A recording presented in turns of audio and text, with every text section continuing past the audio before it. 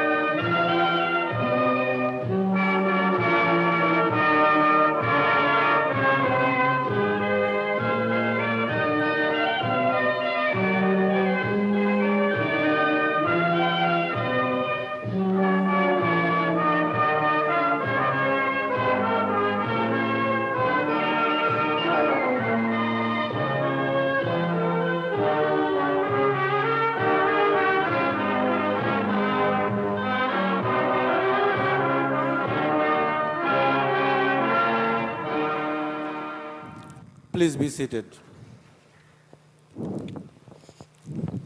Now our volunteers will welcome our guest with flower.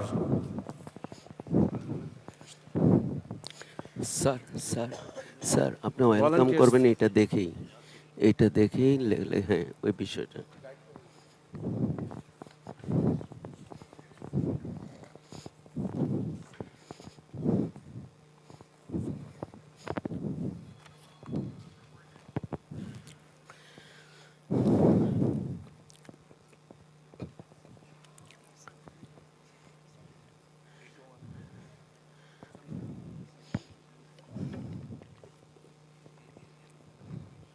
সবাই একসাথে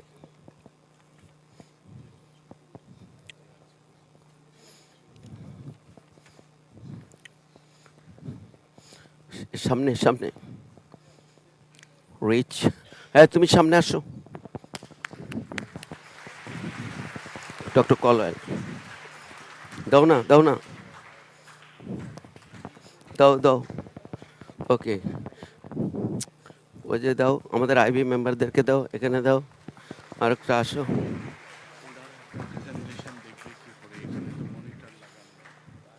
এটা তো আসলে কয় দিকে তাকাবো আমি তো হ্যাঁ আচ্ছা নাহলে তো দেখতে পারবে না খালেক একটু বলেন খালেকটা বলে দেন খালেক প্রেজেন্টেশন তো দেখতে পারবে না ধরো ওকে হুম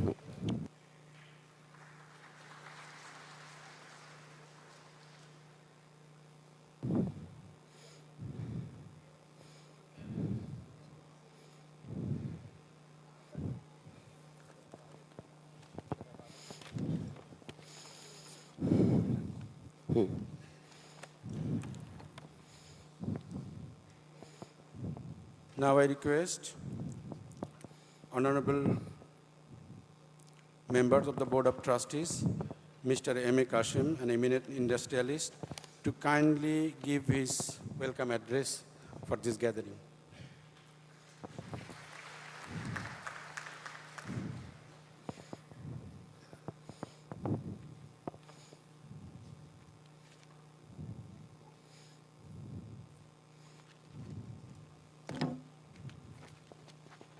Assalamu alaikum and good morning to all.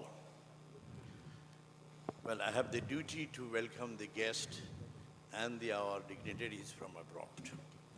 Let me welcome the panelists of the International Advisory Board of North-South University, distinguished Professor Rita Al Colwell. She is the president of our International Advisory Board. And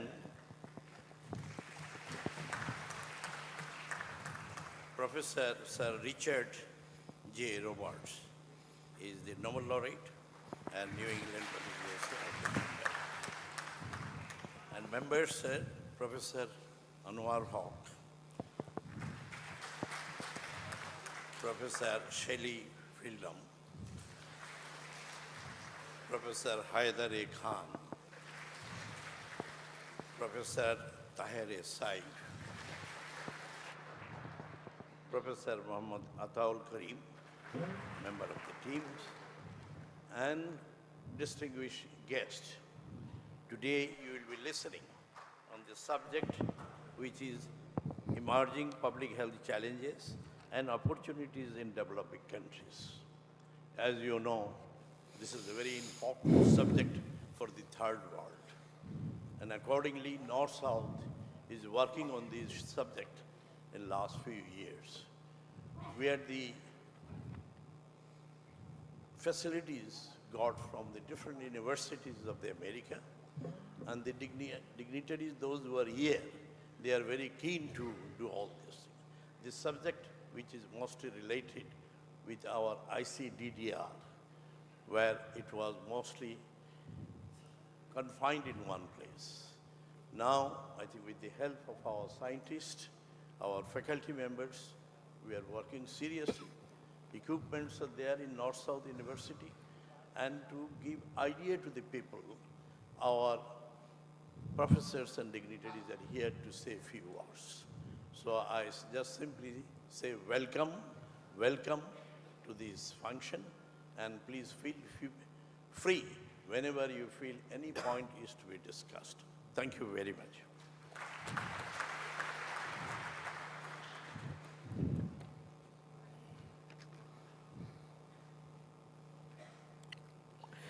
Oh Thank my you, God. sir. Dear audience, public health is the science and art of preventing diseases, prolonging life, and promoting human health through organized efforts and informed choices of society, organizations, public and private, communities, and individuals. Accordingly, we have chosen our title, Emerging Public Health Challenges and Opportunities in Developing Countries. As you already heard, we have with us a very rich panel comprising distinguished university professor, Nobel laureate, world-famous scientists and researchers to discuss on public health challenges and opportunities. And I am truly honored to introduce them in front of you.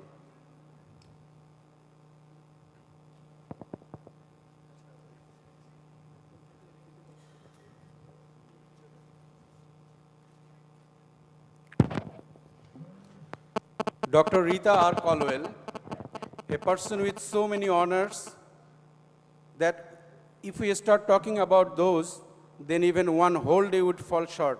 But I am proud that I am the one who is introducing her. A renowned and distinguished professor at University of Maryland and Johns Hopkins University. She is also the former director of National Science Foundation USA and also has led the American Society of Microbiology as its president. She is the president of NSU International Advisory Board. So please give a big round of applause for her.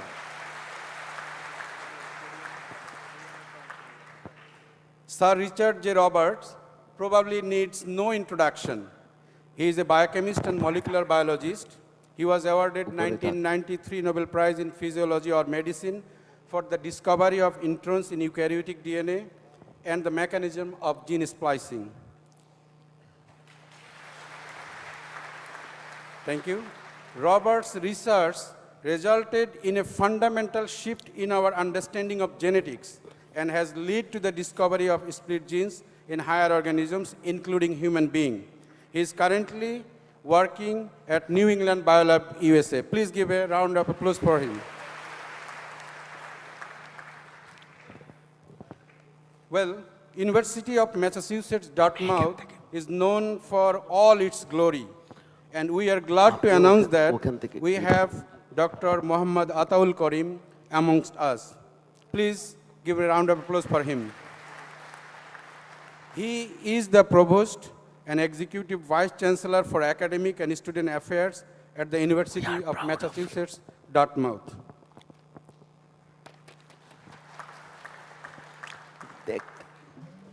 Gender equality is taking the world by storm, and rightfully. Knowing about such discrepancies does not solve the problem. Imparting knowledge and awareness is important, and we have Dr. Shelley Fedman, who is an international professor and visiting scholar, feminist, gender and sexuality studies at Cornell University, USA. Please. Thank you. Dr. Thais Saif is an Edward William and Jane Mark Gertzel professor at the University of Illinois at Urbana-Champaign. In fact, Edward William and Jane Mark Gertzel is a special endowed professorship that recognizes some of the most distinguished professors at the university. He is also the associate head for graduate programs at the Department of Mechanical Science and Engineering here. Please. Thank you. And our very own Professor Anwar. He is a professor at Maryland Pathogen Research Institute at the Department of Cell Biology and Molecular Genetics at the University of Maryland.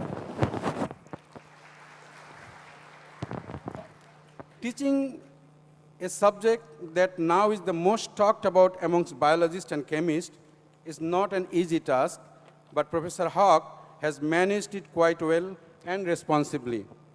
Also, he is our international advisor to the Board of Trustees, North-South University. Please give a round of applause for him. Finally, John Evans Professorship is the highest award given to the faculty by the University of Recognition.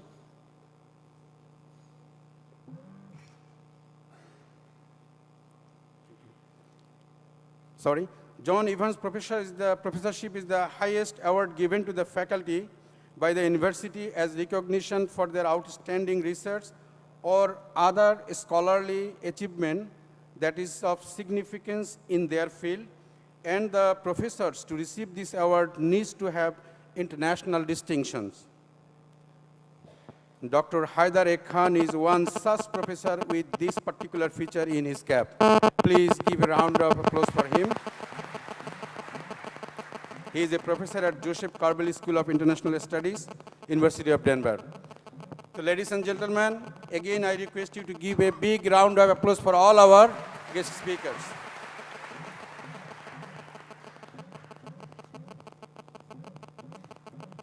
So at this point, I would request our panelists and the guests sitting in the dais to go to the front. And now we are going to have a small discussion on the topics, and Professor Jiu Hassan will give the introduction on the topics. So VC sir, could you please take them? Because we do not have the screens, the presentation, they might miss the presentation. And I would request you to come again after the presentation. Thank you so much. So now Professor Hassan, Pro Vice Chancellor Designate and Dean, School of Health and Life Sciences, who is a senior academician.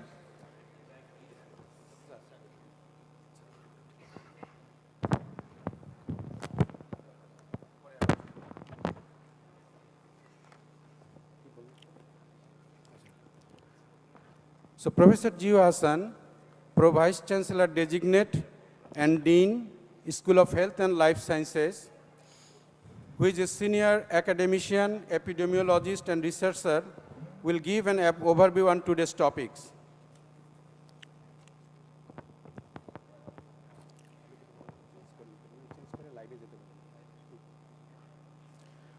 Professor Hassan has pioneered public health higher education in the private sector of Bangladesh since 2004.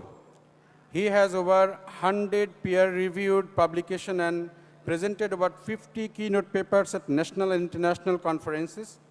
He received several awards from World Health Organization, North American universities, and also received the Best Alumni Award from Mahidol University.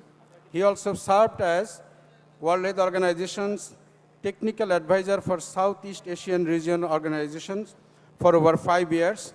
Ladies and gentlemen, please welcome Professor Hassan. Professor Jiu Hassan will be giving an overview on today's topics. Thank you very much, Professor Khalek. Respected panelists, President IB, distinguished Professor Rita R. Colwell, and members of the International Advisory Board, Honorable Member of the Board of Trustees, Mr. M.A. Kashim, Benjir Ahmed, Mrs. Rehana Rahman, Mrs. Yasmin Kamal, and our new member, sorry to forget the name, but she joined us recently. And respected guests from public, private institutions, my dear colleagues, my beloved students, medias, ladies and gentlemen, Assalamu alaikum. It is my pleasure to welcome you all to the important presentation on emerging public health challenges and opportunities in developing countries. It is expected that with this short presentation, we'll provide you a solid background and context of expert panel discussion, where distinguished panelists will provide valuable contribution and insights.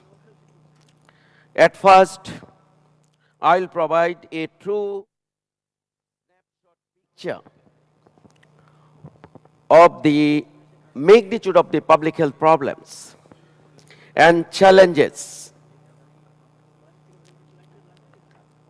in developing countries. Also, I try to highlight the potential opportunities the developing countries having to address those challenges. So, if I directly like to highlight the problems and challenges, those published in the newspaper and the journals, you can see most of the developing countries is suffering with the burden of the overpopulation. Bangladesh as the top, and also suffering with epidemics of communicable diseases, if not so frequent, occasionally. In addition, we have highest magnitude of public health problems with rapid rising of non-communicable diseases, particularly hypertension, diabetes, heart attack, and cancer is known to all of us. The key causes of mortality in our country is one of those 4 diseases or combination of all. If you ask me, am I risk of a heart attack? I can assure you 100%. Hypertension, likewise, if you little bit analyze yourself, then we are not free of risk. That's why these are the genuinely emerging challenges of public health in the developing world.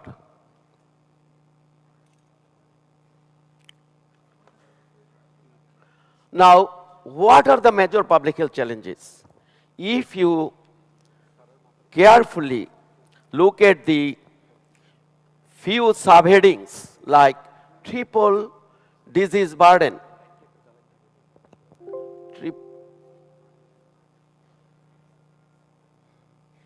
okay, next slide. Next slide, please.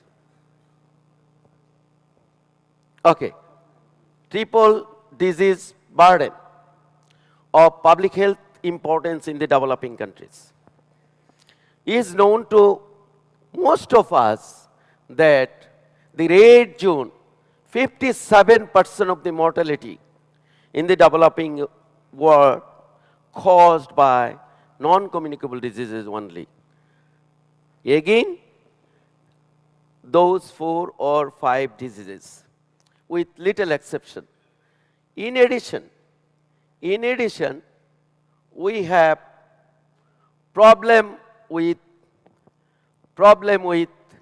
communicable diseases. This pointer is not working. You can see 32%. 32% of our mortality burden is caused by communicable diseases and 11% with injuries and accidents, including micronutrient deficiencies. If you carefully look into the literature recently published, this is the, actually abstract of all those mortalities. Next slide, please. So NCD kills 8 million people each year in the developing countries, where half of them truly under the age of 60 years, while because of increasing life expectancy, they are in the productive age groups. So countries are actually losing economic productivity source as well. Next slide, please. If you look into 1990 data, And also, the data in 2017, you can see the infectious disease was 49%, 49%, and in 2017, we squeezed to 22%. So reduction is less than, see, is significant reduction. And also, NCDs rises from 21% to 43%. Question is why? Why this drastic rise of the non-communicable diseases? I mean the difficult diseases like diabetes, like cancer, like hypertension, like heart attack, where the expenditure is more than the treating infectious diseases. So we have the burden with communicable diseases. We are failed to eliminate those diseases. Also, in addition, we have superimposed with NCDs and accident, injuries, and some other problems rising almost every day. Ladies and gentlemen, as an epidemiologist, what is our solution? Solution is, if we can change ourselves, the disease burden will be reduced drastically. Next slide, please. If you look into the significant progress in economic and health from 1990 to 2011, you can see the low income 3.1 billion, 58% population was in 1990, which, movements of the population from low income to higher income between, only less than two decades is become now, you see, only 12%. So the people economic condition is much better, and NCD is also proportionately, going higher. Next slide, please. We need to also appreciate the progress made in the developing countries during the period of, during this period of 2 decades. Bangladesh is champion in increasing life expectancy in these regional countries. You can see average life expectancy is 72.5 years. The women are living little bit more than the male. That is the universal rule. They are surviving 3 years more in our country as well. Maybe women will be very happy. They are surviving longer. It is not happening in the Bangladesh only, in all developing countries and as well as in the developed countries. Now, our life expectancy, infant mortality rate, under 5 mortality, maternal mortality, including per capita income, is better than any regional countries in this region. So that's why the government, public, private made tremendous effort to enhance, to achieve this progress. Next slide, please. If you like to compare the mortality rate between the communicable disease and also non-communicable diseases, you can clearly see the, again, major killer are the non-communicable diseases. I mean the behavioral diseases. Diabetes, mostly caused by behavior. Heart attack, mostly caused by lifestyle and behavior, food habits. And also, see, the communicable disease also killing in between, sometimes little bit epidemics, sometimes silently. Next slide, please. Particularly in our country, Bangladesh, if you look into 67% cause of death estimated, our government is due to NCDs only. What are the diseases? Cardiovascular 30%, and communicable and maternal, perinatal, nutritional deficiencies 26%, cancer 12%, chronic respiratory diseases, and diabetes. This figure is very small, only 1 digit. But don't forget, these cause the mortality of the other diseases. These are the real silent killer of human being in the productive age group. Next slide, please. Now, you will be surprised to see the funding allocation and policy of the developing countries, including Bangladesh, where the mortality is 7%. The allocation of fund is 39%. And 5%, you see, problem allocating 28% funding.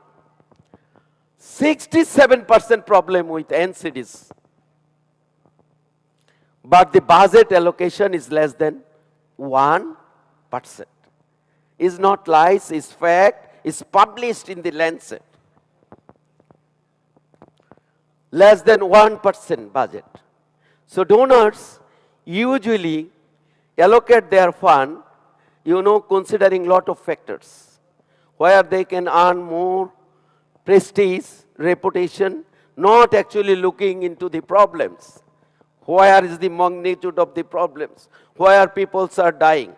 I don't know what, I should not talk about the government policy level, but they should take lesson from this discovery of the truths of the actual situation. Next slide, please.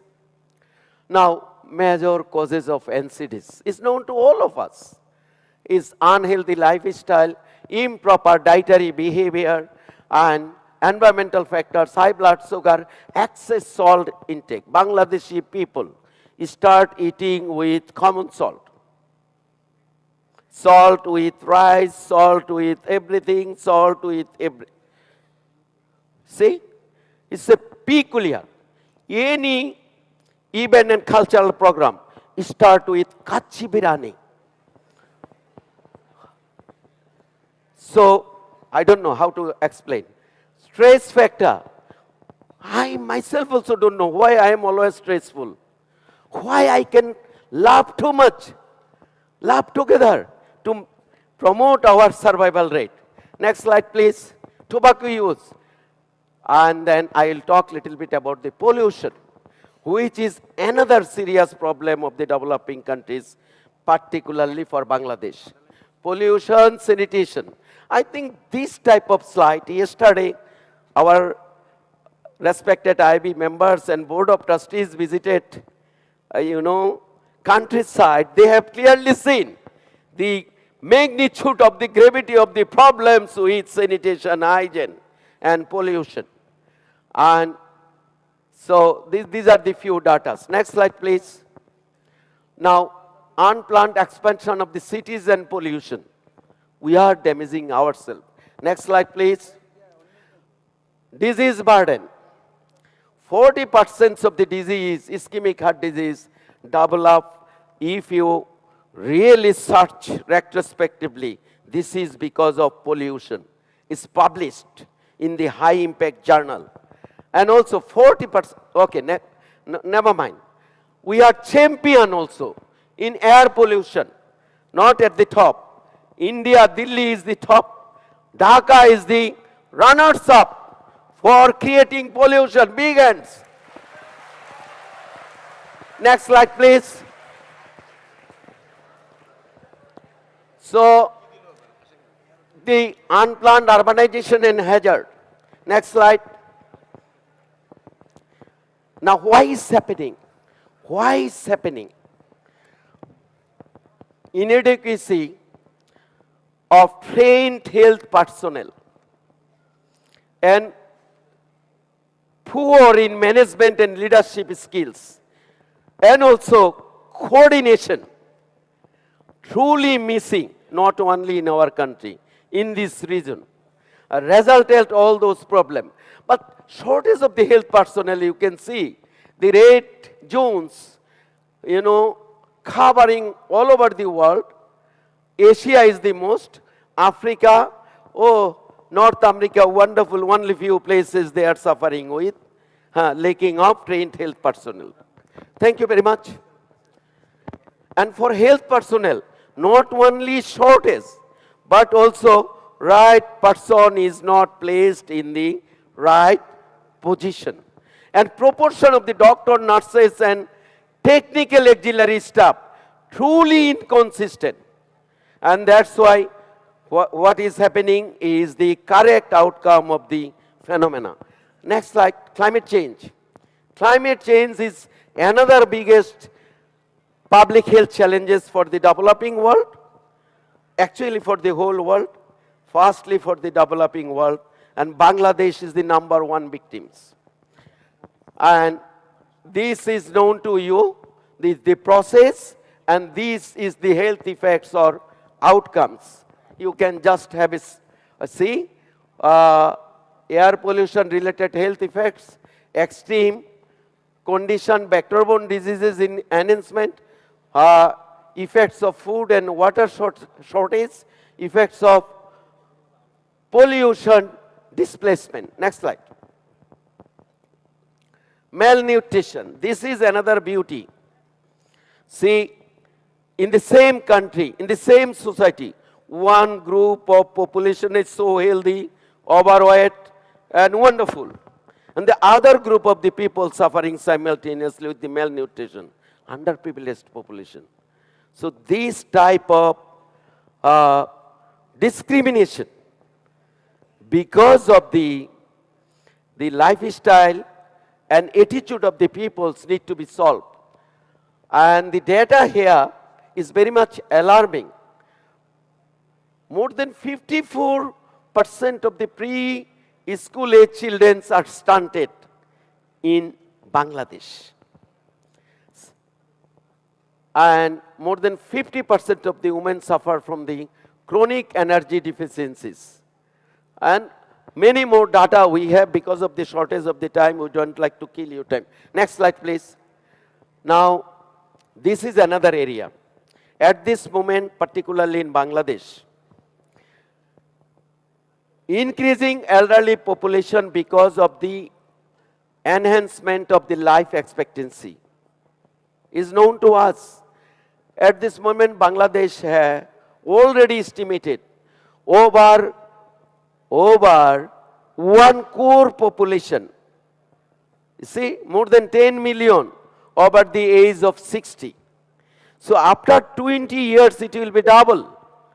There is no medical service especially prescribed for the elderly population.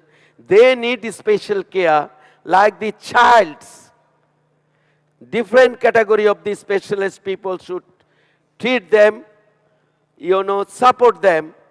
Otherwise, this situation will be too much serious. Next slide. And finally, migration of the population from rural to urban, from country to other better country. But for Bangladesh, the migration is forced from Myanmar. We earned 1.5 million population from our neighboring country, who are real disease reservoirs. They do not have that much of educational literacy, health awareness. They contain so many infectious agents, and we are harboring them. We don't know what type of threat imposed to our country. This is for your thinking and future action. Finally, Rohingyas data are here already. Next slide, please. Finally, I like to little bit highlights what opportunities and potentials the developing countries at this moment have to overcome all those challenges highlighted in my short presentation. Number one could be the effective control of the communicable diseases. They are the silent killers, sometimes killing our lives. And then successful health education, behavior change communication program. Because over 80% of the disease burden could be reduced by only educating people. Educating people is called social vaccine. It can really prevent the diseases. And then collaboration, partnership, teamwork. with national, international organization and NGOs. Now Bangladesh having highest partnership with the international organization. Over 300 organizations work with the government, with the private institution and universities. North-South University having around 100 collaborative partner only. So this is I think this is you see, power or potentials or opportunities. And then significant growth of public health education and research facilities in the developing countries, not only in North-South University. The health and life sciences, public health is the best of our country. It's not my word. It's, we listen from, you see, from our different communities. So public health growth is significant. Now, presence of community health volunteer, the community clinic, every 5,000, 7,000 population having community volunteer, the finest health infrastructure facilities built up in Bangladesh and the regional countries like Thailand, Sri Lanka and many countries. So that is also a strength. Then collaboration with the renowned medical research institute worldwide, introducing ICT and satellite-based health surveillance and monitoring system. Advancement of the early detection and control devices also a opportunity for rapid detection and control. Finally, next slide, this is my last one. Now, we are lucky to have renowned dignitaries who humbly join our IB, International Advisory Board. They are here today. They will, I just try to create the platform or background of the highlighting the problem and everything, not to make you nervous. But our expert will synthesize, will give you the correct prescription. Thank you very much for your patient hearing.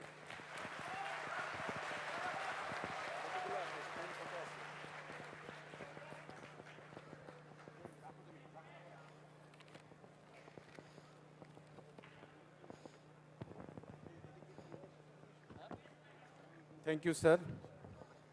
Thank you very much. And it was really detailed about the problems and the opportunities of public health. I'm sure not only our invited guests, particularly our students will get benefit from this presentation. So I would request our Vice Chancellor again to bring our IB members and the board members to the dais again. Sorry for the trouble.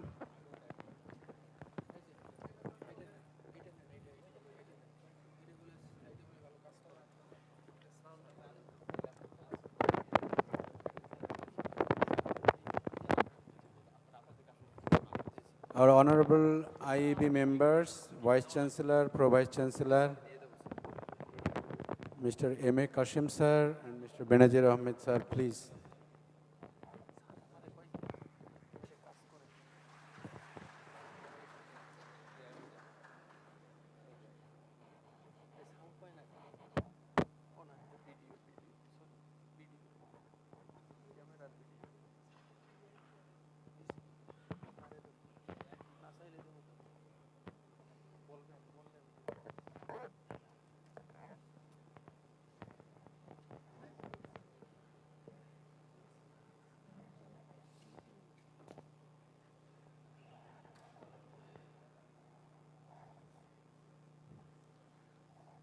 Thank you, everyone.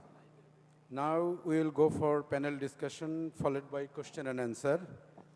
At this point, I humbly request our Vice Chancellor, Professor Atiqul Islam, to moderate this session as the chair of this program. Professor Islam is an innovative, efficient, and visionary leader. With his dynamic leadership, NSU continuously holding its top position in the academic area and moving forwards to a new height in research and international collaboration. Ladies and gentlemen, please give a big round of applause for him. VC sir, please.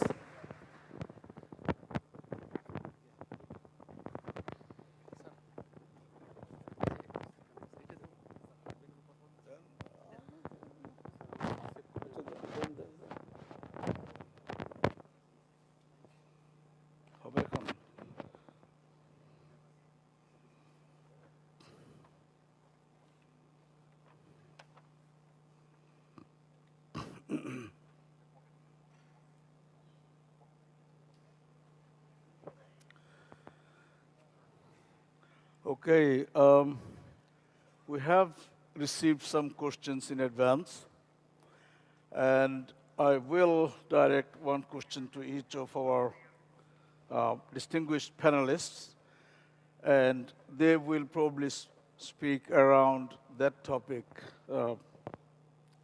hopefully not for too long, but to give a clear idea.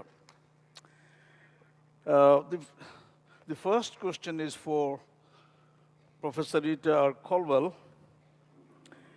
You are a world authority on rapid detection of cholera agents using molecular and sequencing techniques for emerging cholera epidemics.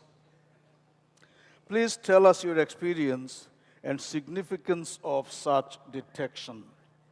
Am I clear, Professor Colwell? Okay, please.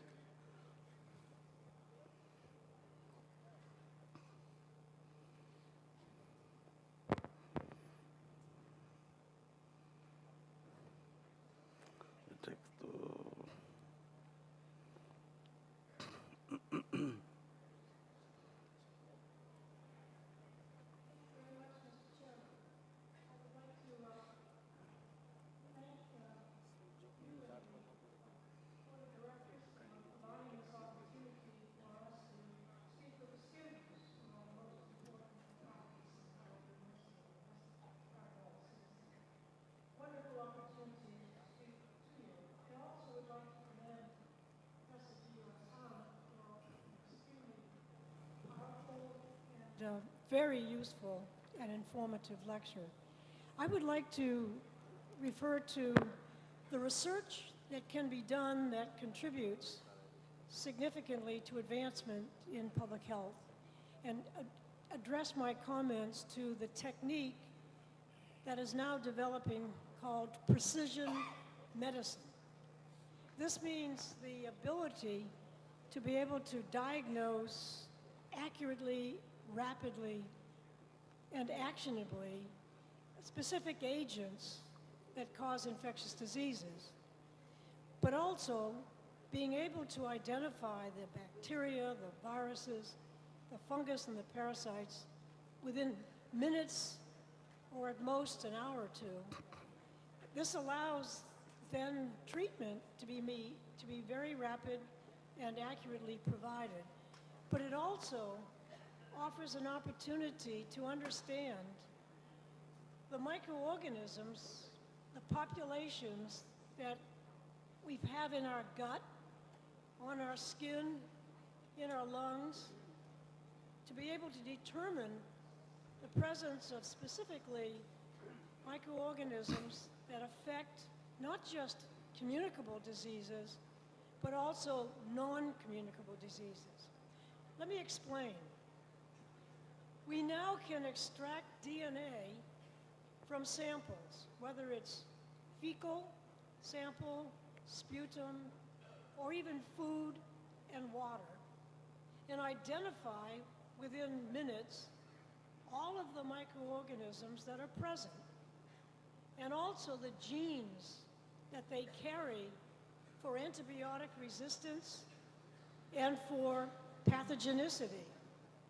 So being able to do this very quickly allows us then to provide treatment accurately and very quickly. So DNA analyses, which now North-South University has the capacity to do with its new genomics laboratory and the DNA sequencing machines, connected with information technology, that is, to transmit the sequence by the internet to information technology analysis and to provide identification very quickly. This then allows rapid diagnosis, rapid treatment. But let me speak to another aspect. Professor Hassan pointed out that non-communicable diseases are rising. diabetes, the problems of celiac disease, irritable bowel syndrome, Crohn's disease, these can be identified now by the kinds of microorganisms that we have in our gut. They control how much of the food we ingest gets digested and transmitted into lipids, fat. So by controlling the gut flora, we can reduce the incidence and control diabetes. That is the potential in the future. Other non-communicable diseases, like Parkinson's disease, multiple sclerosis, these are affected by the microorganisms that we carry in our gut that produce substrates, compounds that transfer through the blood-brain barrier to our neurological system. And we can improve the characteristics of Parkinson's disease by controlling diet and by controlling, therefore, the mix of microorganisms in our gut. So this means that we now can understand not just infections like post-operative joint infections or communicable diseases like cholera, but with precision medicine, we can begin to understand and control diabetes, control neurological diseases, and even improve prognosis for cancer, because some cancers now are being shown to be influenced by the microorganisms we carry in our gut, on our skin, in our lungs. So I think it's fascinating that with research that can be done here at North-South University, we can advance the public health of Bangladesh and of the region in Asia, but also globally. I looked through the abstracts and I find that there's some really outstanding projects being done.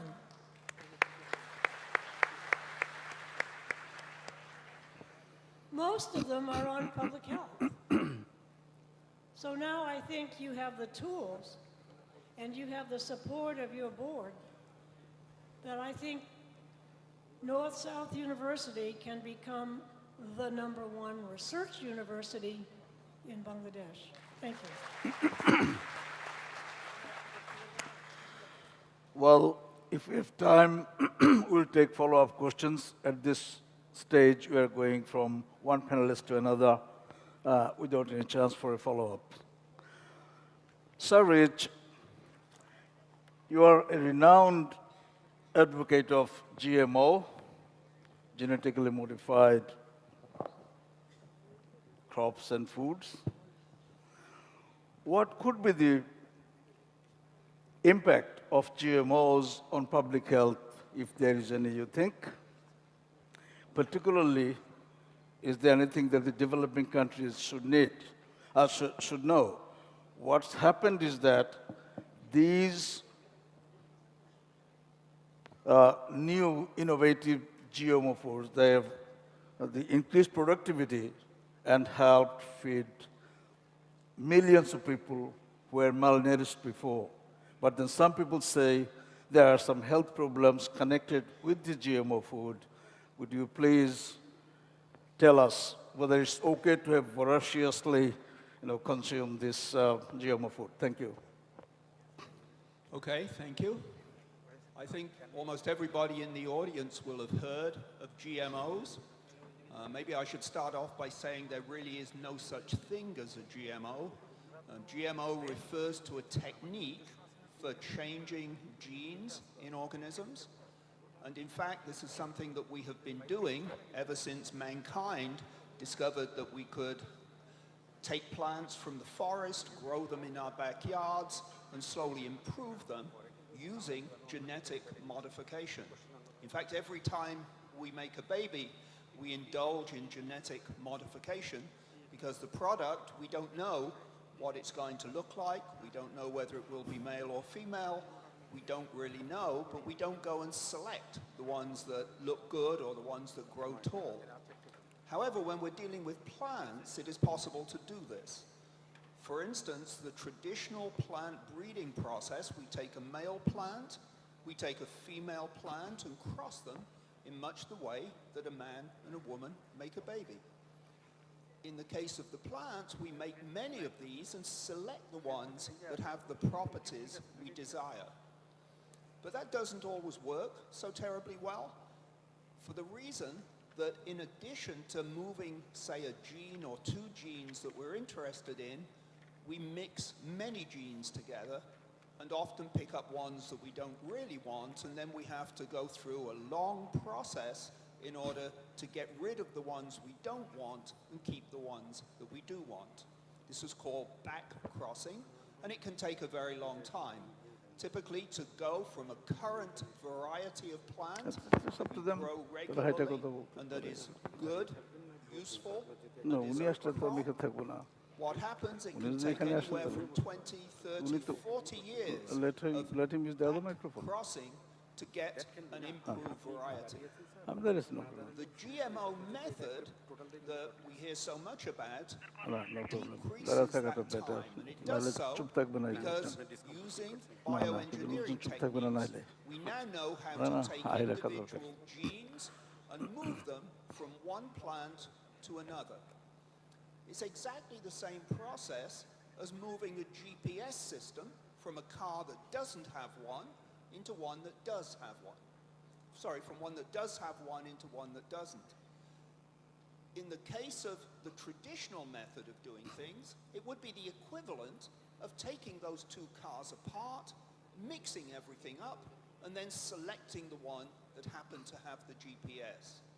But I think every one of you in this audience knows that if you want to move a GPS from one car to another, you simply unplug it and plug it back into the other car. This is the GMO method. This is the method that you hear so much about from the anti-GMO activists. And why do you hear this? Well, you hear this because of a movement that arose in Europe and then spread into the USA and into Japan. And it was a process that got going because certain non-profit organizations decided this was a good way to raise money, and they decided it was a good way to attack big US agribusinesses. In Europe, no one likes Monsanto. I think in many parts of the world, no one likes Monsanto. But the Europeans discovered they couldn't just ban Monsanto products because Monsanto provided most of the seeds that they grow for their food.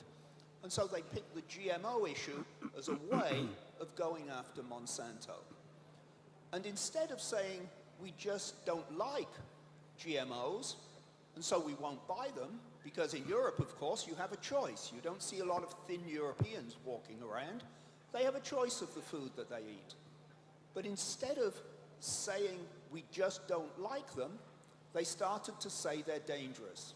And in this way, they scared everybody in Europe, they scared everybody around the rest of the world, and now we're faced with a situation where in many parts of the world that really need to use the GMO method to improve their crops, they're scared to do it.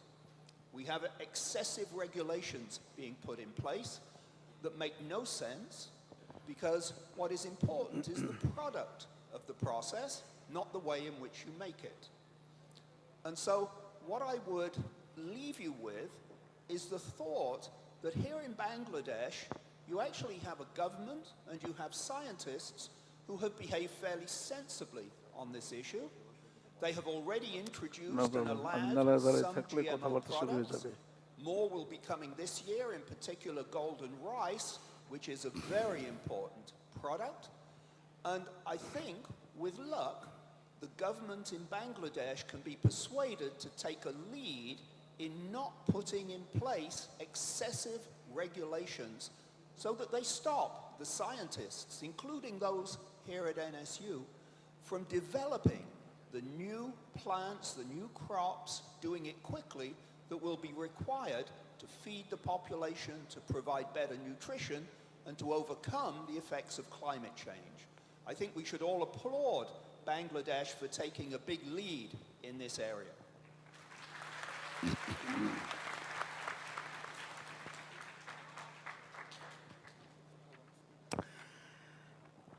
Thank you, Sir Richard.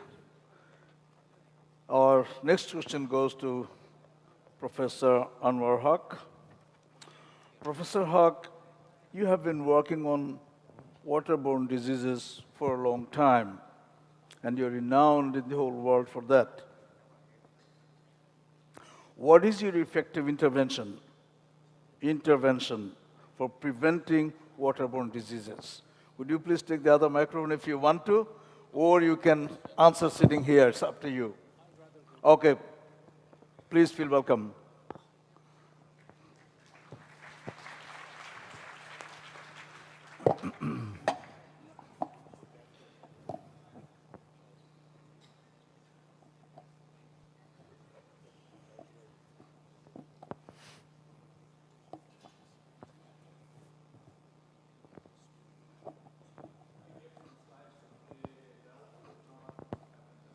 Slides. Okay. Or would you prefer to use this one? Might be better because since the laptop is here. Thank you. I'll take a bit of rest.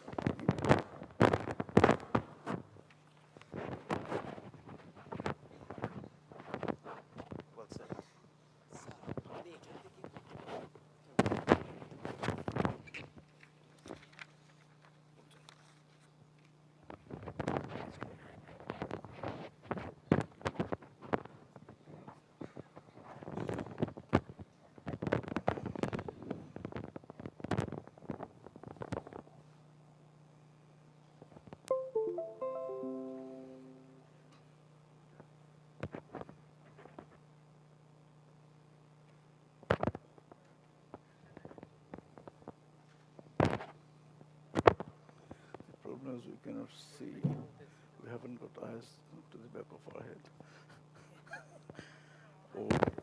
or on the top like the flower, like the.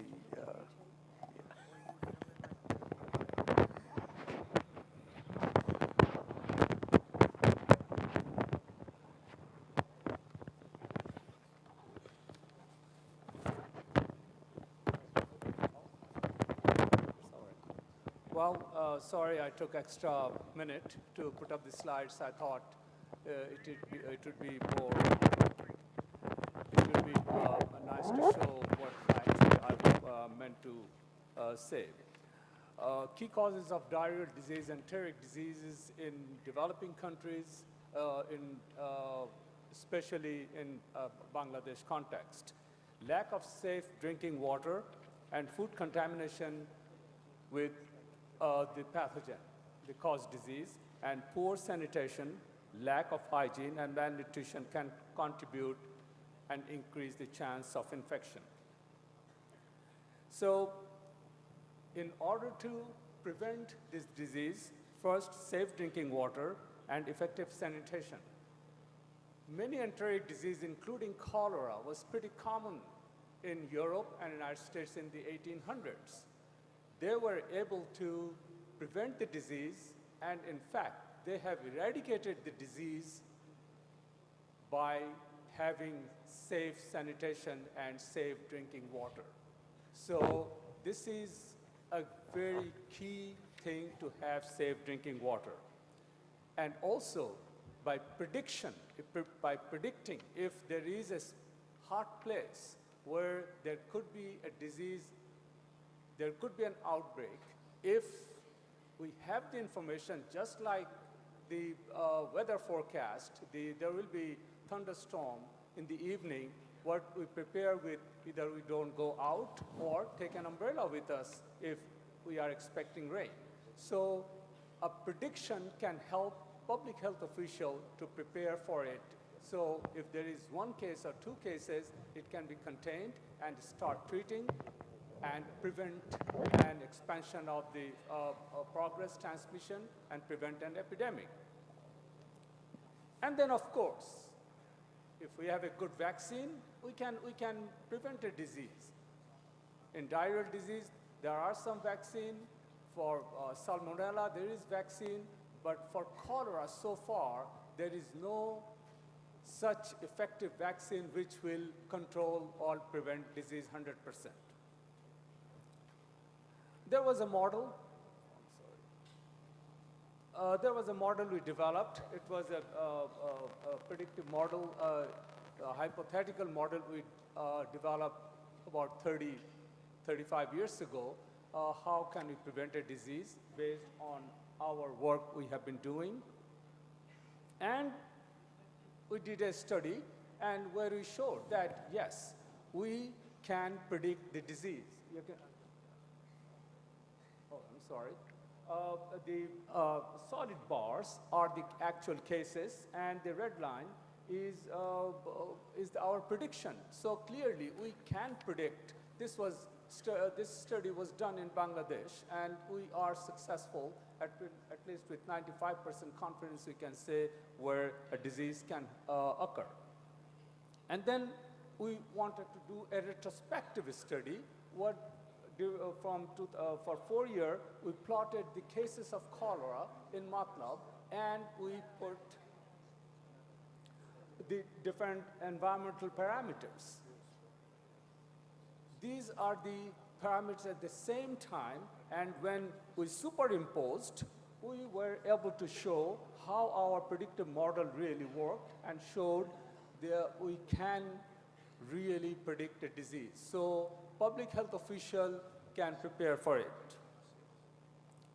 And then on this prediction, if you see the air temperature, rainfall, water access, cholera outbreak, this is all above climatological average for 2 months in previous 2 months, above climatological average, and then poor damage, it will give a high risk of cholera.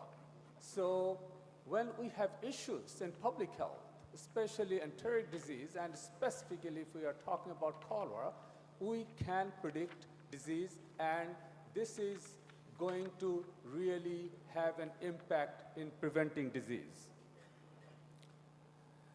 Now, I would like to say direct intervention. Most enteric diseases waterborne are dose dependent. Same thing with cholera. It requires about 1 million organisms ingested at one time to cause disease.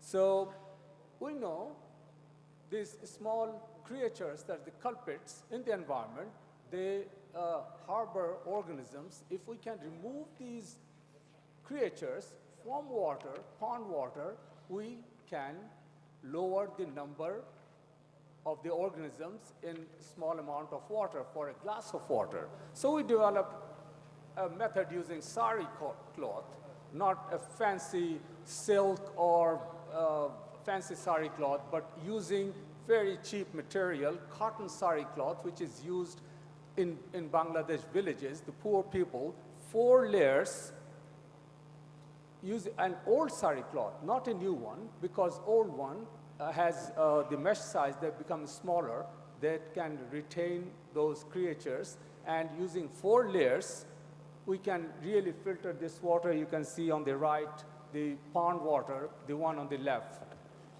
And we published a paper about 30 years ago, and then we did a field trial in Bangladesh using this sari cloth, where we showed almost 50% reduction in cases of cholera, a significant, using no money.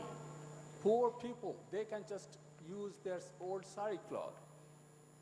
And we published in PNAS. And clearly, a study we did 5 years after this original field study, went to the field, and we showed those families using filters has a lower number of sari cloth, and just opposite, those who are not using filters, a higher number of cases of cholera. This study recently by the government, Ministry of Health, Government of Bangladesh has endorsed our work, and we are looking for a funding source so that we can educate the population throughout Bangladesh to use this method. Particularly 4 layers is the key for success. So this is not only cholera. The work we did is just for cholera, but we are confident that it is going to prevent other waterborne diseases, because the organisms, if we can somehow separate them from the source and people use that water for not necessarily drinking, they may use that for washing fruits, vegetable, and also, washing mouth early in the morning that you saw in some pictures. So this is a very, very simple way to address an issue which is a serious issue in Bangladesh, in many developing countries, around the world, in Africa, in South America. Many people, they don't have safe drinking water, and this can be a solution. So, cholera and other diarrheal disease, potential increase of cases, yes. There has been a steady rise in cases. Prevention is possible, yes, it is possible, but unfortunately many, many lives are lost each year. Intervention is possible, yes, but eradication possible. As a scientist, I'm very sorry to say it's very unlikely, because the organisms are there and people will continue to use. There will be some cases, but we can prevent this disease and save people from suffering. Thank you.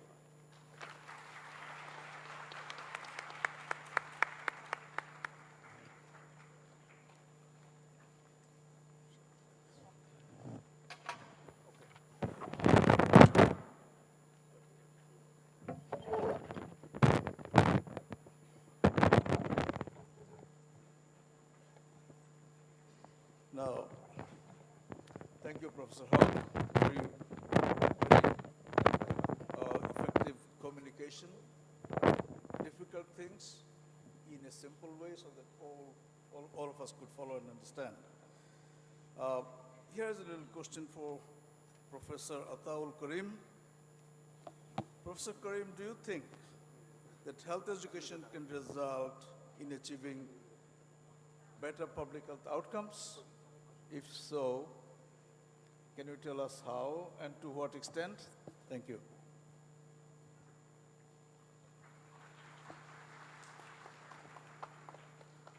Thank you very much.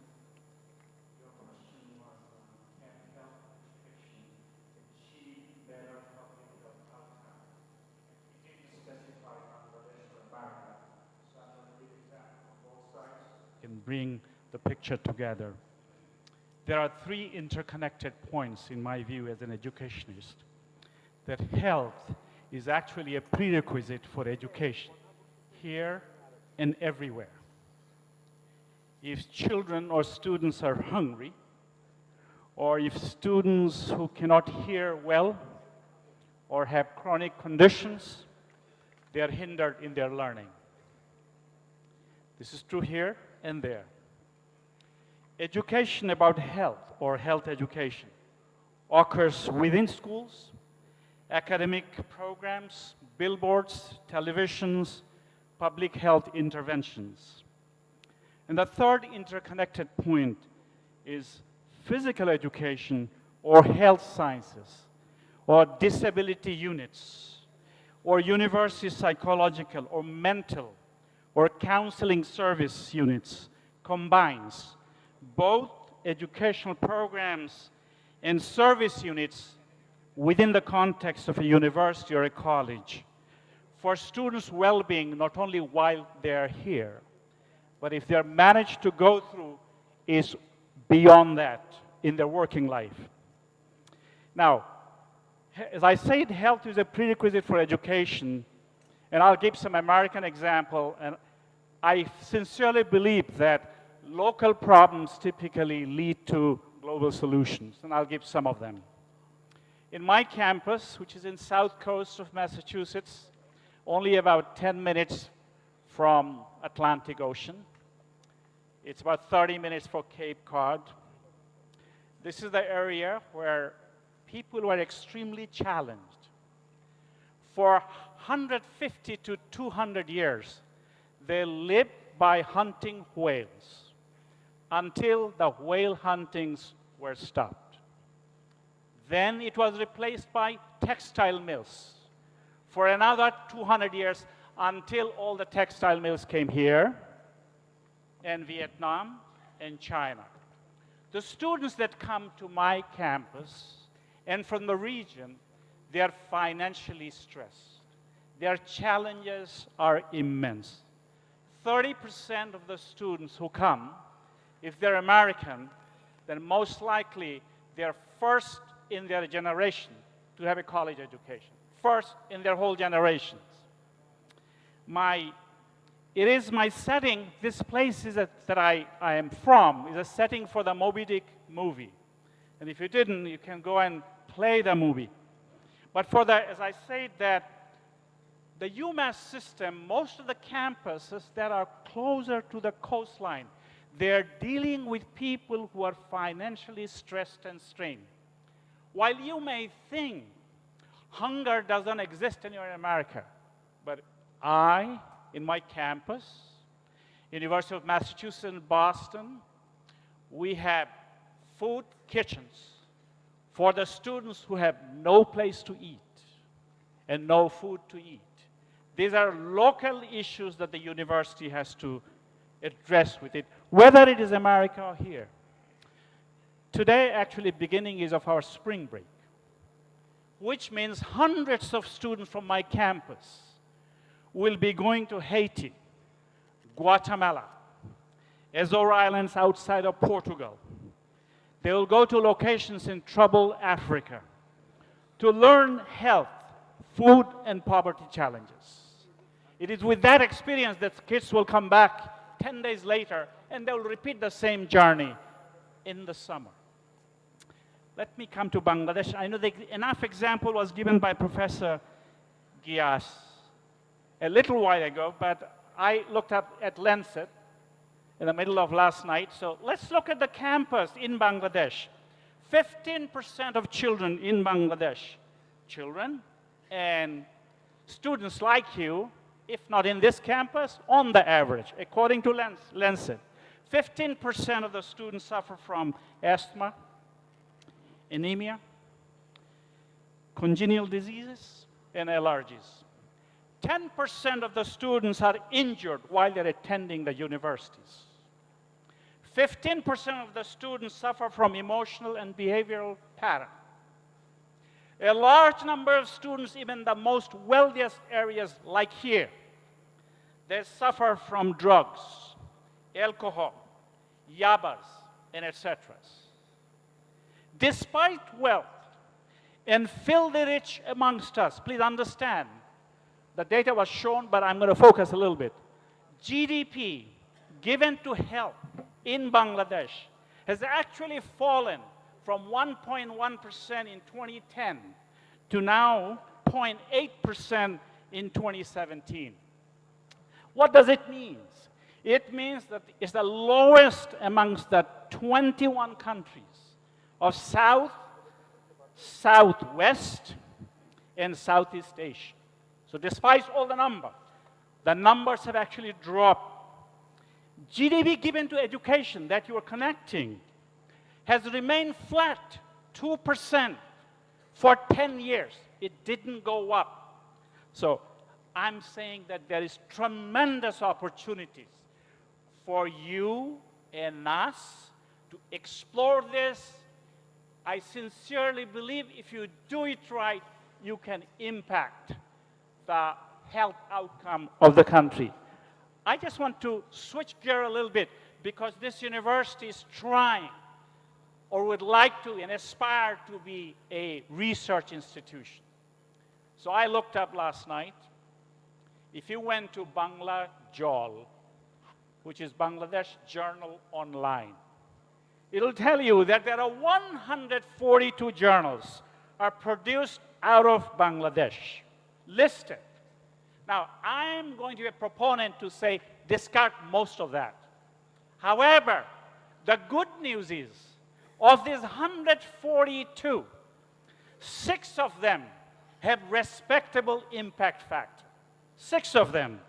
And by the way, if I took one of them out, the remaining 5, they're all in the areas of health, population, nutrition, pharmacology, and medicine. It tells you something.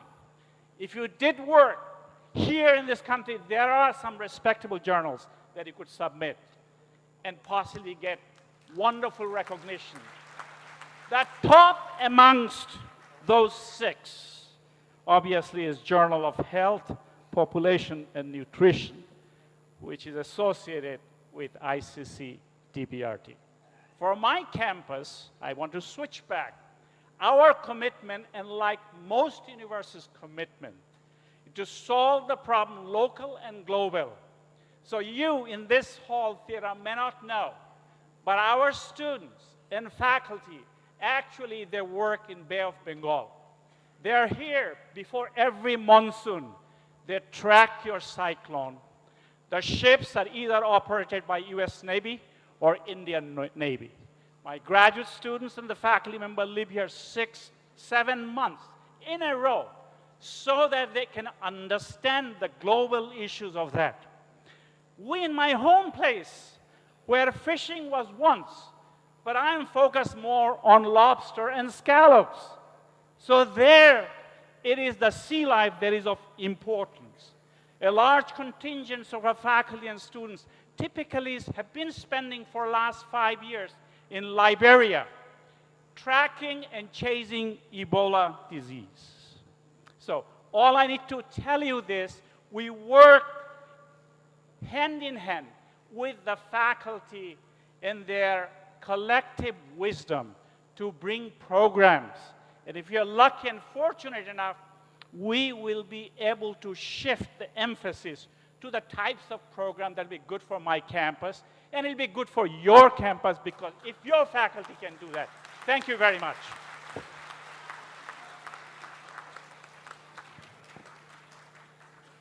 Thank you, Professor Karim. The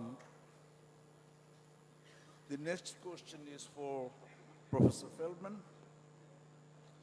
Professor Feldman, you are a renowned expert on gender discrimination. Do you believe that gender discrimination may have an impact on public health outcomes? Could you please tell us the relationship between gender discrimination and public health outcomes in the country? Yes, please.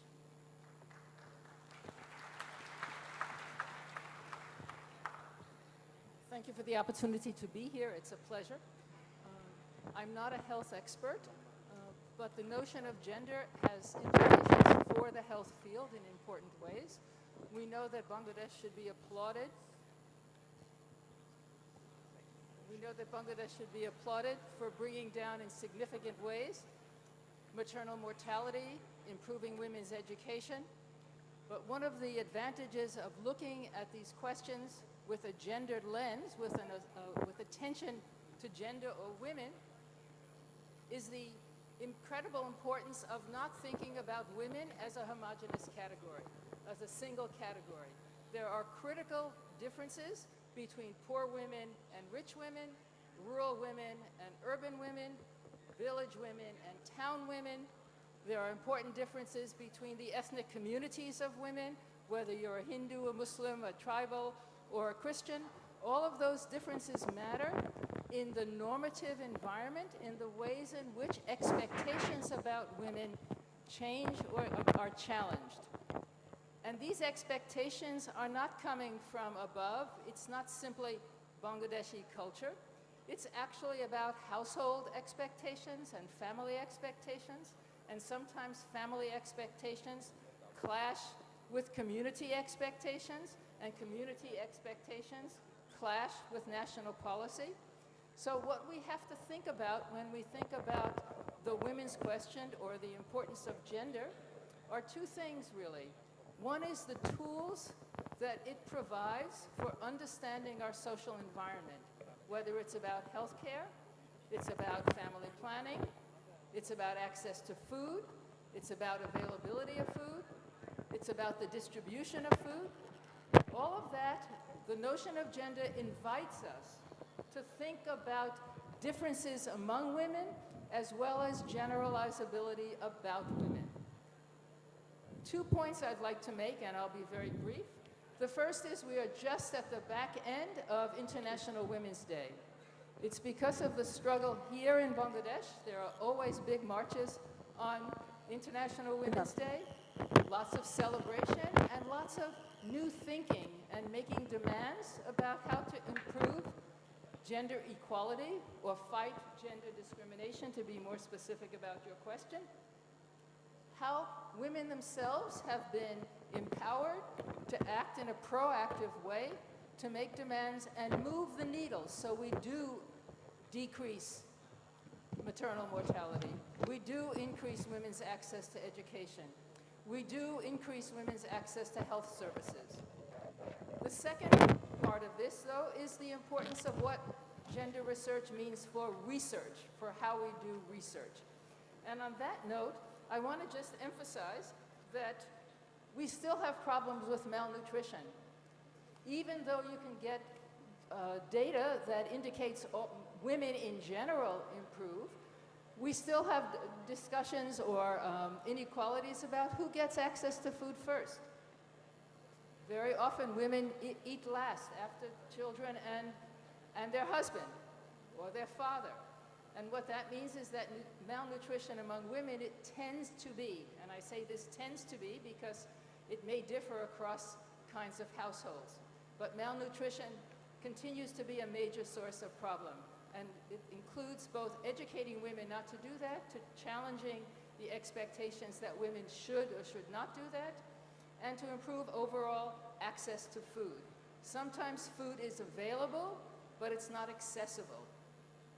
Partly because of lack of resources, but partly because of the ways in which discriminations by gender make for differences between the access that women have and the access that men have. I did a study about 30 years ago looking at access to health care.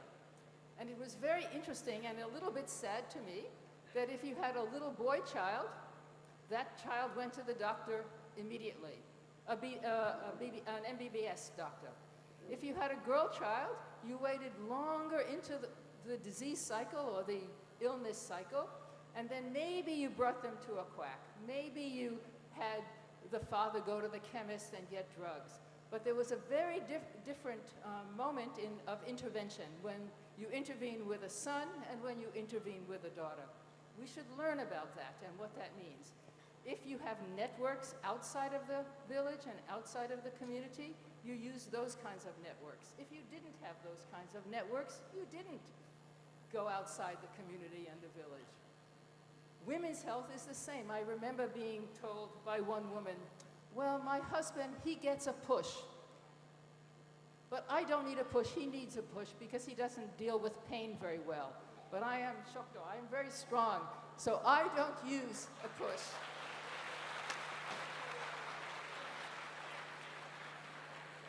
So what social science research can add to our understanding is how we can think differently about the research that we do so that it is attentive not only to gender differences, men versus women, important and suggestive, but to move beyond that and to move into thinking about not all women are the same, not all women are advantaged, and not all women are disadvantaged. And we should keep looking for unpacking, for taking apart, for teasing out the differences between kinds of women and kinds of men. Some poor women do better than some very poor men. So making generalizations, we should be humble about making generalizations and look at it as an opportunity. And I'm excited by being here because there's lots of potential scholarship in the social sciences and the humanities that can move forward in working collaboratively with the health sciences and the life sciences to actually make more productive and more responsive the kinds of research that we can do. So I'm looking forward to seeing increasing collaboration across the different schools so that we can see the growth of more important and more competitive research. And Bangladesh, I mean, for me, Bangladesh is a special place because there's so much research in Bangladesh and so much research opportunity in Bangladesh. So I encourage you to think seriously about undertaking this research, being sensitive to the kinds of issues I've hoped I can address in I address in a small way. Thank you very much.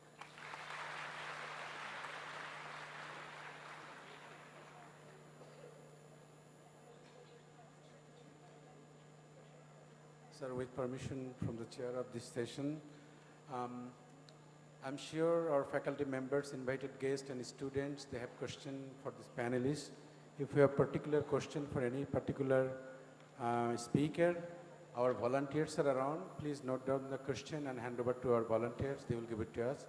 And after this session, we'll address your question. Thank you. Please, sir.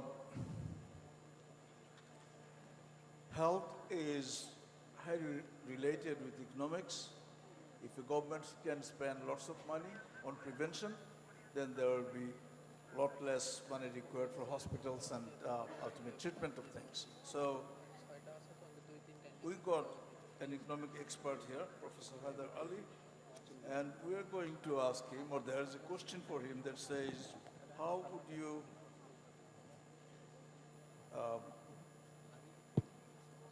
quantify the cost of poor health to the Bangladesh economy or to any economy? We know about the direct costs and other costs. Thank you.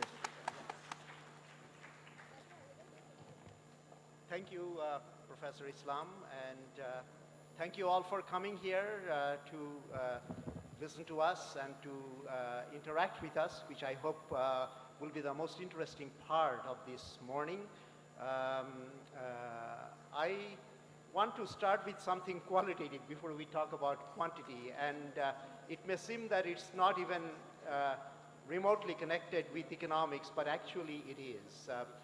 We all heard the National Anthem, which was written by Rabindranath Tagore, Amar Sonar Bangla, and I would claim that actually our national anthem has a lot to say about health, especially mental health. Just to give you some historical background, this was not always, of course, our national anthem because we did not always have Bangladesh. And in the 1960s, the generations that preceded mine and my generation, which was very young at that time, we had to fight for the right to sing such songs. And in my previous life, I actually was a singer. I was a young artist in television and radio. And I consider one of my greatest achievements, actually, to have been the leader of our national anthem in March 1971.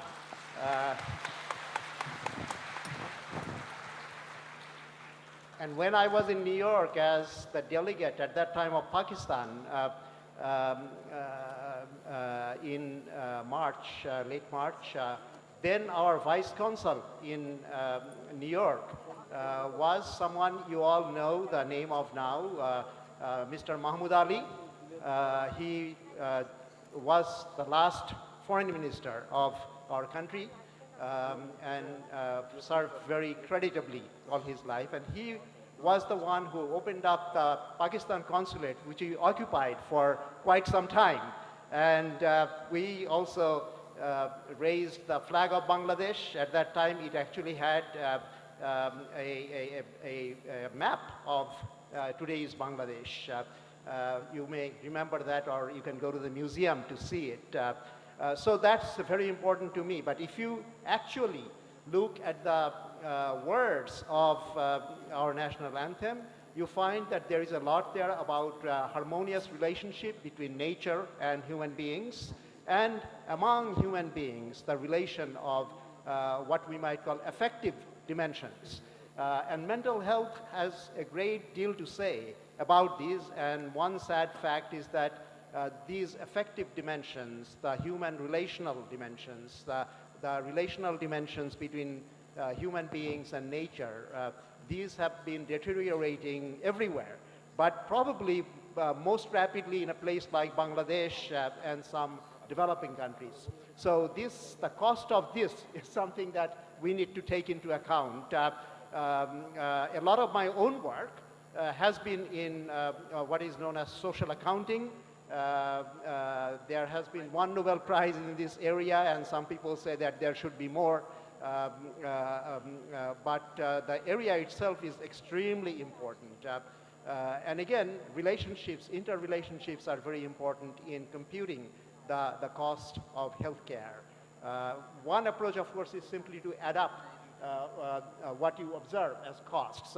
But as even people who do corporate accounting would tell you, that can be very deceptive because a lot of things are hidden, and especially in social terms, quite often some costs are inflated, some costs are understated, some costs are counted twice or more, some costs are not counted at all. So this accounting actually poses some very, very serious computational problems. I just wanted you to be aware of that. I have written a lot, and other people have written a lot, and much of it you can find online in reputable journals and in some of the books that I have written. But let me focus on what really is hidden behind numbers. Even if they're computed correctly, we have to ask how to interpret them. And in the interpretive dimension, as Professor Feldman mentioned before me, not everything that looks the same is the same. There is a lot of diversity that is hidden by categorical uniformities.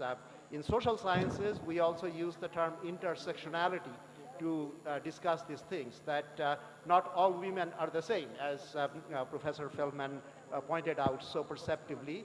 And in the US, for example, a woman of color who is a blue-collar worker or unemployed and also lives in a neighborhood that is not so great, suffers from the kinds of health consequences that another woman with different characteristics would not. And this applies in Bangladesh also, among other things, in the rural and urban dimensions. So when we compute the costs of healthcare, we have to take into account these kind of differential characteristics, and they actually pose very serious conceptual and computational problems. So this is another area in which we should be more careful.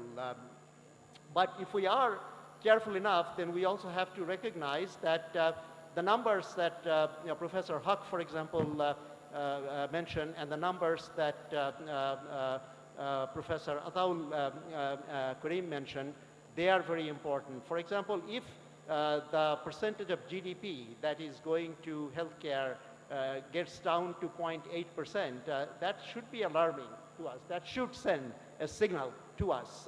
And then we should also ask further questions about how this is being distributed between urban and rural areas, between different genders, between different categories of people, and many other related questions. Ultimately, I think what we need to do is to devise a multi-pronged policy. And our Professor Hassan did such a commendable and competent job in presenting the overall picture. You may remember that one of the factors there was maybe under number 3, environment.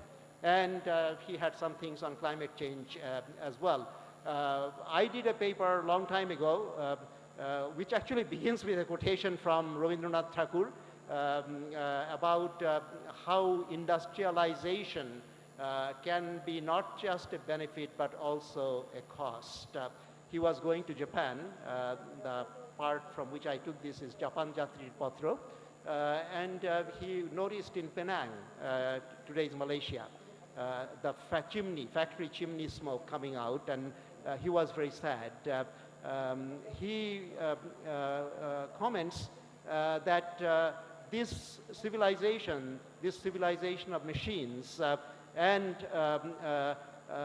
this productivity-mad civilization indeed has a downside because it degrades nature and it degrades human beings. From there on, I went to actually compute the costs of negative environmental externalities, as the economists would put it, and found them to be considerable, especially in the case of Bangladesh.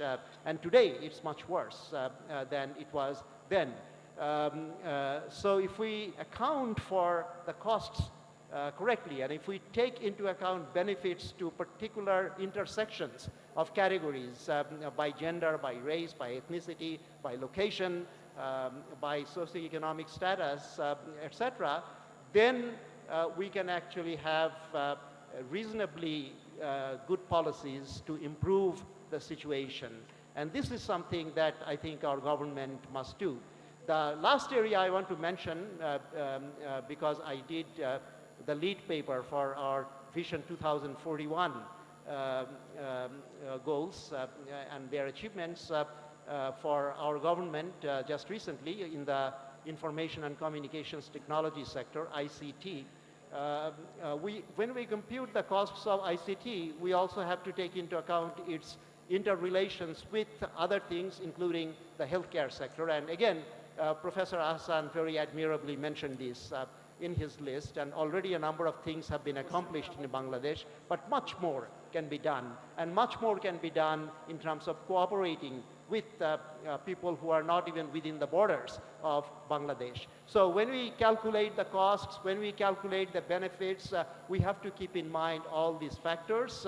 And fortunately, people like me have been able to devise quantitative schemes in the form of what we call social accounting matrices. A part of that is also the health accounting matrix. So we can do these things quantifiably in a reasonably defensible way from the scientific point of view, but we should never, never lose track of the qualitative dimensions, because ultimately the numbers should be used to serve the people, not people to serve the numbers. Thank you very much.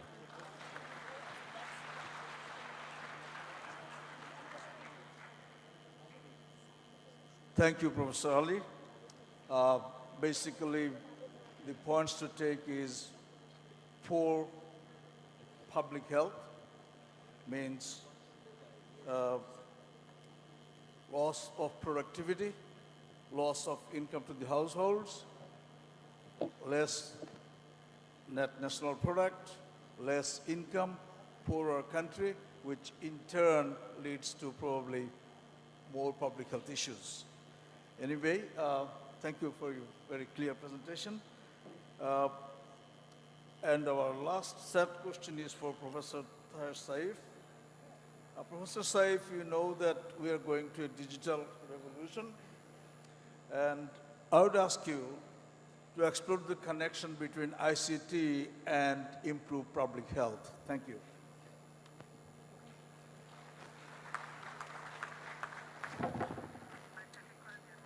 Okay, I'm the last one between this discussion and lunch and some other questions, so I'll be brief.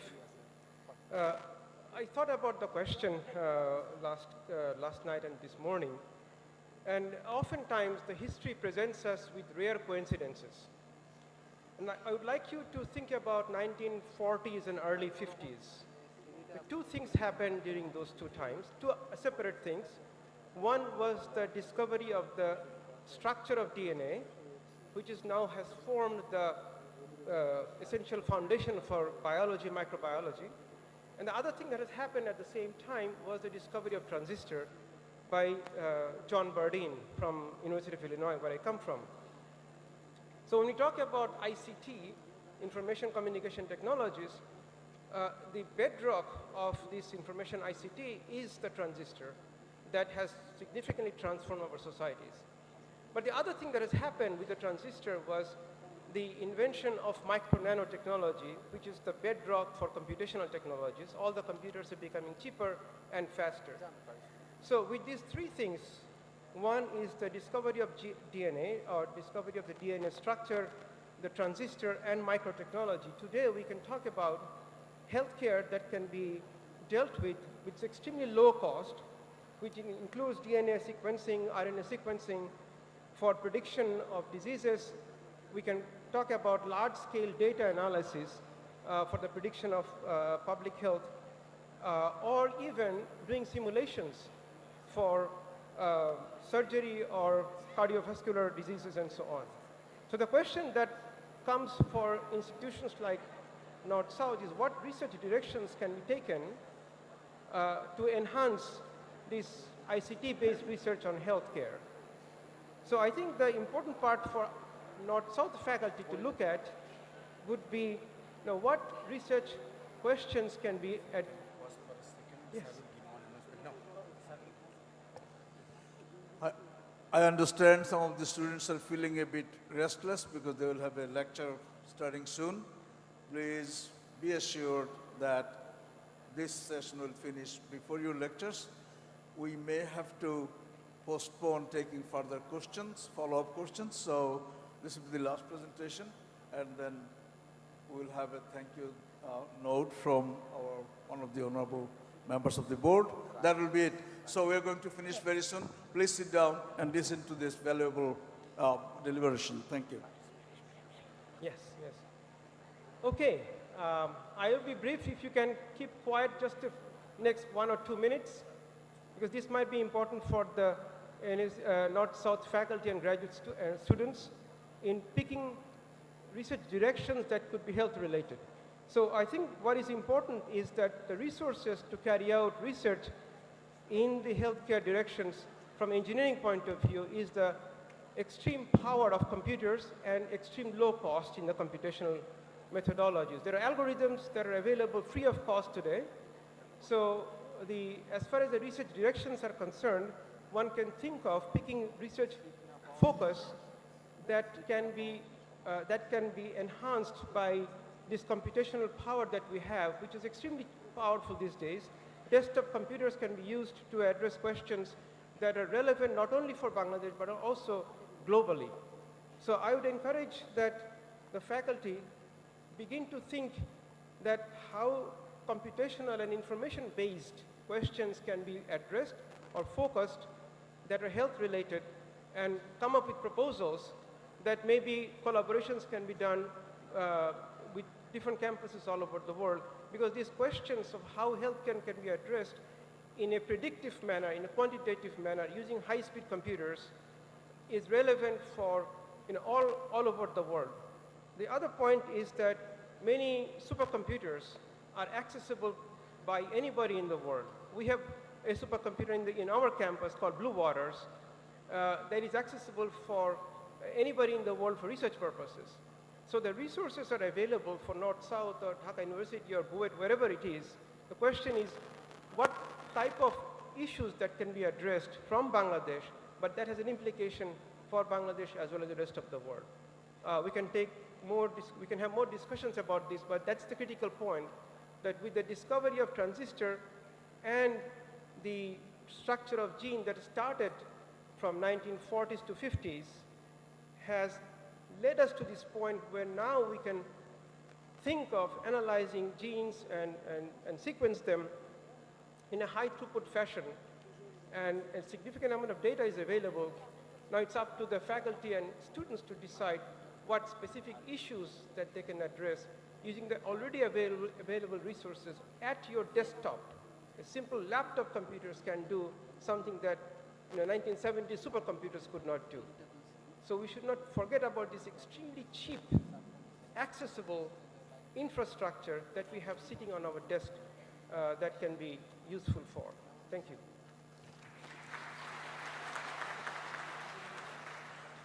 Thank you, Professor Saib, for your extremely valuable but precise and clear presentation. Thanks a lot. Thank you, sir. Students, we understand you have class at 1, most of you. So we'll be finishing in 10 minutes. Okay, and before you leave, there are lunch for you, so don't worry, you don't have to go to the canteen again. I know probably you want to go to the canteen, have your lunch, and then go to the class, so don't worry for that. Anyway, so I request Mr. Benazir Ahmed, Honorable Member of the Board of Trustees, to give his thank you note for the audience. Good afternoon to everybody. Hello, my dear students. Oh, good, good. No doubt you have been immensely benefited with this today's public lecture. Among the panelists, we have amongst us Nobel laureate, distinguished professor, and the eminent personalities of the international level. And no doubt, I can believe, and we want to see someday from this house someone will win the Nobel laureate. Yes, we want that. And for that, you have to be more patient. And you have to listen to our eminent personalities lecture event. Distinguished guests, faculty members, and my dear students. North-South University was established with an aim to be the center of excellence for higher education. And today's public lecture is part of that, our vision. It was not that easy to bring all these eminent personalities at the NSU campus. You know their identity, and to make them one schedule, we have given 1 year time to come here, and we are really grateful for their gracious presence at our NSU campus. Our today's public lecture, which was Emerging Public Health Challenges and Opportunities in the Developing Countries. And Bangladesh is a part of the developing countries. Our keynote speaker nicely presented his paper. I must thank especially for his very informative and wonderful paper. Dr. Jiwasan, please keep it up. Our panel discussion, everybody said very nicely on their respective part, especially our distinguished professor, Dr. Rita Caldwell, and the Nobel laureate, Professor Dr. Robert, has placed his opinion nicely, and other panelists also. No doubt, this session will give a direction to our country, especially in the public health sector, and that will be immensely benefited by the people of this country. I once again want to offer my special thanks to our dear students, faculty members, distinguished guests, and not the least, the distinguished panelists and the keynote speaker. Thank you so much for your kind patience. Thank you, sir. I promise this is the last news I'm taking from you. Let's give a big hand for our panelists, okay? Okay, I have a small announcement from the Office of Research NSU. They are going to organize a lecture by one of our panelists, Professor Muhammad Ataul Karim, on Monday at 11 in the Syndicate Hall. And particularly the faculty members and students, we are inviting you to join over there. Thank you very much. Okay, my last note, ladies and gentlemen, this is the formality. Ladies and gentlemen, we are almost at the end of the program. I, on behalf of North-South University Authority, extend my heartfelt thanks to everyone present here today. I also take the opportunity to thank our distinguished invited speakers for their expert opinion and percipient speech. And thanks to BOT office, VC office, Vice Chancellor's office, Proctors and his team. Particularly thanks to Director Student Affairs for providing with volunteers, security, Executive Director Admin, and the Chairman from different department, particularly from the School of Health and Life Sciences. And a special thanks to student volunteers and my students for your time to join here. Thank you so much.